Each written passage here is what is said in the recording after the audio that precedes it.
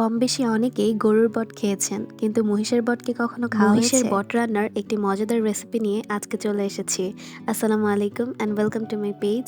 প্রথমেই চুলায় একটি হাঁড়িতে পরিমাণ মতো সরিষার তেল দিয়ে দিচ্ছি। আজকের বট রান্নার জন্য এখানে জয়ত্রী, কালো এলাচ, স্টার মশলা, কাবাব, শাহি জিরার মতো এক্সট্রা কিছু মশলা অ্যাড করেছি। তেল হালকা গরম হয়ে এলে একে একে সবগুলো মশলা দিয়ে দিচ্ছি। পেঁয়াজ কুচি দিয়ে ভালোভাবে সবকিছুকে ভেজে নিব। পেঁয়াজ কিছুটা ব্রাউন কালার হয়ে এলেই এতে দিয়ে দিব আদা রসুন বাটা। সবকিছুকে একটু ভালোভাবে কষিয়ে স্বাদ মতো লবণ, হলুদ গুঁড়ো, মরিচের গুঁড়ো, ধনিয়া ও জিরা গুঁড়ো দিয়ে ভালোভাবে কষিয়ে নিতে হবে। রান্নার ক্ষেত্রে আমি মনে করি মশলা যত বেশি কষানো হয় রান্না তত মজা হয়। এই পর্যায়ে আগে থেকে পরিষ্কার করে কেটে রাখা বট দিয়ে দিচ্ছি। মশলার সাথে বটগুলোকে ভালোভাবে কষিয়ে নিতে হবে। যেহেতু বট সেদ্ধ হতে অনেক বেশি সময় লাগে, আমাদের সময় স্বল্পতার কারণে পরে আমরা প্রেসার কুকারে বসিয়ে দিই। কম করে হলেও 10 থেকে 12টা সিটি লেগেছে প্রেসার কুকারে সেদ্ধ হতে। এরপর প্রেসার কুকার থেকে একটি পাত্রে তুলে কিছুক্ষণ জাল করে এর মধ্যে ভাজা জিরা গুঁড়ো দিয়ে দিচ্ছি। অনেকেই বট খেতে একদমই পছন্দ করেন না, আপনারাও চাইলে একবার এভাবে রান্না করে দেখতে পারেন।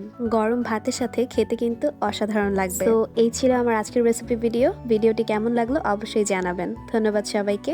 আল্লাহ হাফেজ।